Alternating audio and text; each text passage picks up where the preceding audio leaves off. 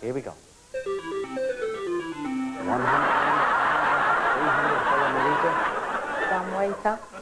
Dumb waiter's not right. Sean's back. Here's the catchphrase. You gotta keep pressing. There's no bell. Time's money, Sean. Pelican Crossing. You're right. 5 seconds. Here we go.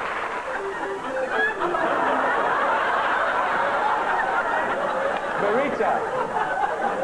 Dance man. Song and Dance Man's good. It's not the one. Sean. To cut a long story short. Cut a long story short. That's the one we want. Here comes the bonus.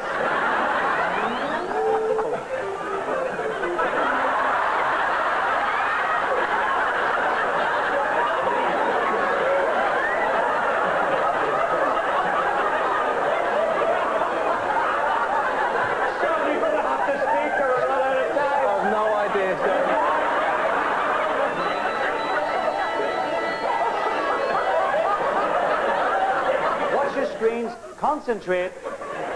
Here we go.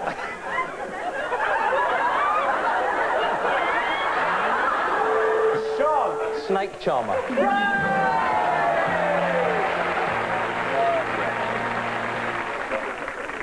Ah, dear.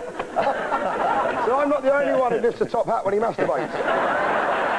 Here we go, ladies. What's so great? I'm Burlington Bertie. I rise at 10:30. What's so great is the woman, the female contestant, she just doesn't get what they're laughing at. She's completely in the dump.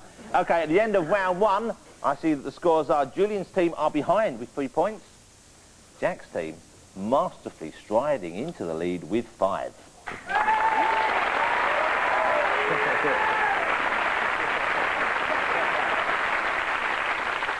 Our next round harks back to simpler and possibly happier times when a child could have many hours of fun playing with a simple cardboard box, a ball of string, or hunting for Grandad's lucky pipe, a game which incidentally led to Grandad serving 5 years in strange ways. It's called Here's One I Made Earlier, where we asked the teams to try and reconstruct an actual Blue Peter accessory concocted by Valerie Singleton from what we lovingly used to call a pile of old crap. Here's the ingredients we gave our team shortly before the show. They are 4 corks, a squeegee bottle, an India rubber, a piece of red cardstock, brown felt, a pencil and sharpener, a rubber band, black and red paint, 10 studded paper fasteners, and some glue. But what do you reckon Valerie Singleton actually made with them? Julian, you've got all the bits there. We thought it could be various things. Something to keep your steroids in. But no, I decided in the end, and did you want to speak? Sorry, before I say what I want. No, love, no, I just want to turn that round because it says fairy.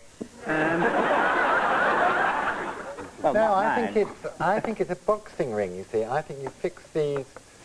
Copy. That will be the floor bit, and then these will be the ropes round there. Ingenious. And then you paint it all up. This would be chopped up, would be the kind of audience things there. Yeah.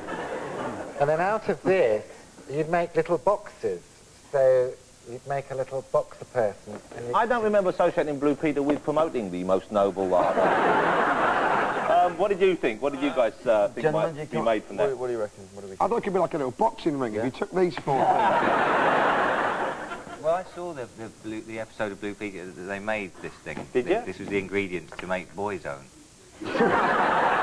No, it was, because these are all the clips from the pierced one. You know, the one that does all the piercings. And they're from Cork, aren't they? Or somewhere like that. And,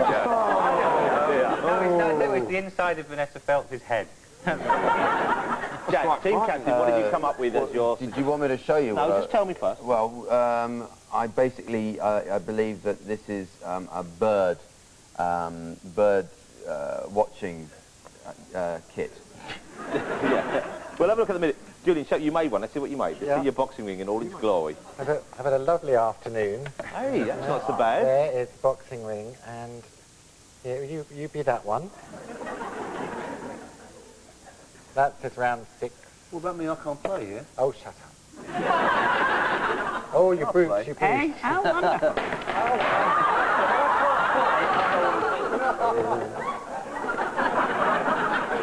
No, there were only 2 little players. You could have played later.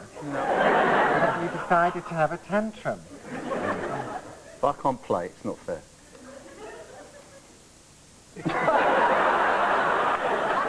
What did you... Let's have a look at your... What was it, a bird-watching kit for a very pathetic child or something? You, basically, this is...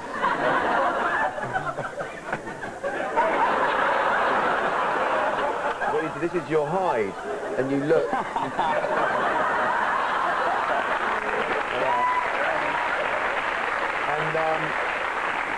what happens, you see, the bird perches here,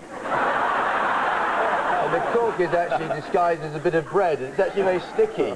And when the bird lands, he can't move away, so you have time to draw the bastard before he goes. And if he cuts up nasty, as some birds do, like a swan can break your arm with its wing, you know, and you've got these things, and if it gets a bit, you go, leave now, leave. And then you get your drawing done, and say, for instance, I did one earlier. I was in the Blue Peter Garden, and that's what I came up with, Jonathan. Well, it's inspired. There's a certain kind of brilliance at work there. I'm not quite sure, why have you put the big eyes on it? If it's a hide, why have you made yourself look like possibly the most threatening human being ever to walk the earth? No, they're binoculars. But even so, the bird would see the binoculars and think, I won't perch on the magic pipe or whatever that is. How many things did they make on Blue Peter that were any good anyway? Yeah, well, there is that. Right, let's just see how close you both were. Here's what Val actually came up with. A pencil dog hound, something I think you'd find very useful indeed. And if I take his head off, you'll see why. It's full of pencils and pens and rulers and would be very useful indeed on a desk. There you go. It was, look, here's one that I actually made earlier. Hold on, I've seen a grebe. For authenticity, I've given it just a little extra.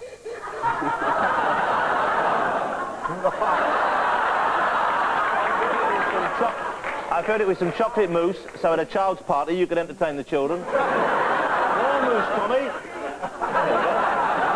That was me thinking It's chocolate mousse. It's a perfect centrepiece for your table when perhaps the elderly come round who like animals. More mousse, Grandma. There you go.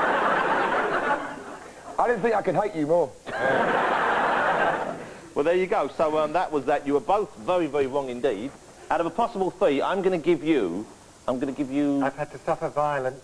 I'm going to give you 2, and, you know, I'm going to give you 2 as well. Thank you, Jonathan. Just for sheer pathetic ludicrousness. There's any need for that. You can keep your points. No, you know... At the end of that somewhat clumsy and mildly disturbing round, I see the scores now stand with Julian's team behind. Just 5 points for you, I'm afraid. But Jack's team heading towards what must surely be a massive victory. They have 7 points.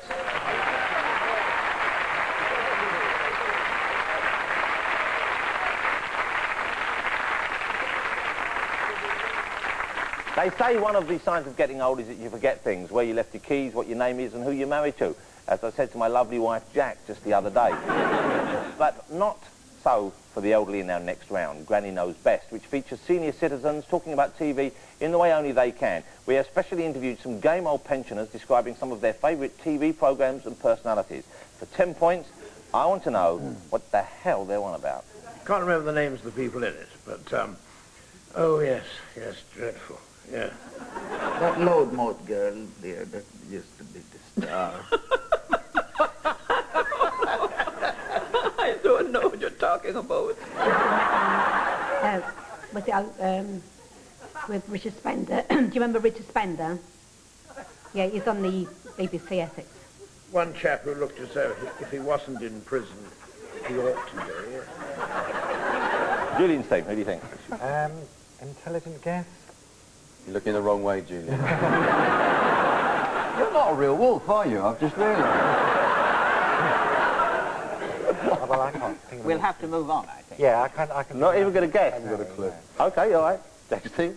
When they said Richard Spender, they just meant Spender, Jimmy Nail. Well, how do you know they weren't talking about Richard and Judy? Because they're not called Richard and Judy Spender. No, they're not. They're Richard Madeley, Judy Finnegan. Are you going to hazard a guess? Yes, Spender. Here are Rose, Lesser and Pearl and David describing the same programme. Can anyone get it this time for 5 points? I used to get up to lots of mischief in it, really. Probably something you watched if you were desperate, probably had a hangover and wanted to giggle at nothing. Don't you have the thing in it? The thing that there.